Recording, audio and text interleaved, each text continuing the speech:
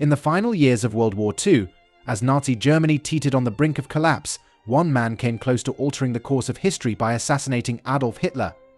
His name was Claus von Stauffenberg, a high-ranking officer who risked everything in a desperate attempt to end the Nazi regime. This is the story of how he almost changed history and how his plan failed. Adolf Hitler's rise to power in Germany led to the devastation of Europe, with millions of lives lost in the brutal conflict of World War II.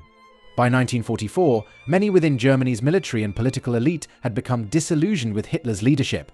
Among them was Claus von Stauffenberg, a decorated army officer who saw the need to end Hitler's reign to save Germany from total destruction. Stauffenberg, once a loyal officer, had grown increasingly horrified by the atrocities committed under Hitler's orders. He knew that to save Germany and potentially millions of lives, Hitler had to be stopped by any means necessary. Claus von Stauffenberg was not just any officer.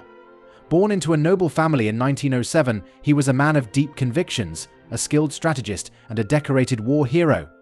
But as the war dragged on and the atrocities of the Nazi regime became impossible to ignore, Stauffenberg made a fateful decision. He would lead a conspiracy to kill Hitler and overthrow the Nazi government.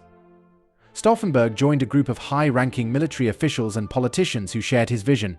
They called themselves the German Resistance. They would assassinate Hitler, seize control of the government, and negotiate an end to the war with the Allies.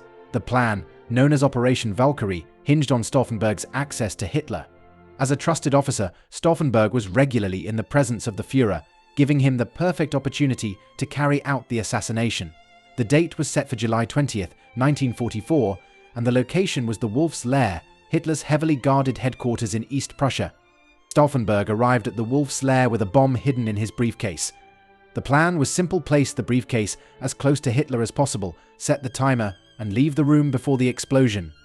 On July 20th, 1944, everything seemed to be going according to plan.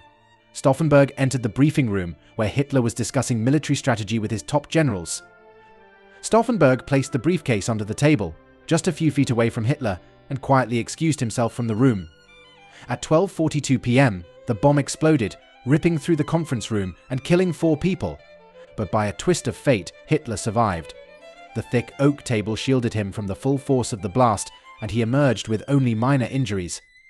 Stauffenberg, believing Hitler to be dead, fled the scene and returned to Berlin to lead the coup. But when it became clear that the assassination had failed, the plot quickly unraveled.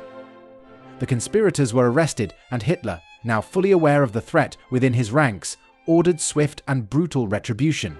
That same evening, Claus von Stauffenberg and several of his co-conspirators were executed by firing squad. Their deaths marked the end of the most serious attempt to overthrow Hitler from within his own military. Claus von Stauffenberg's failed assassination attempt is one of the most dramatic what-ifs of history. Had he succeeded, the war might have ended months earlier, potentially saving millions of lives. Instead, the war continued, and Hitler's grip on power tightened even further.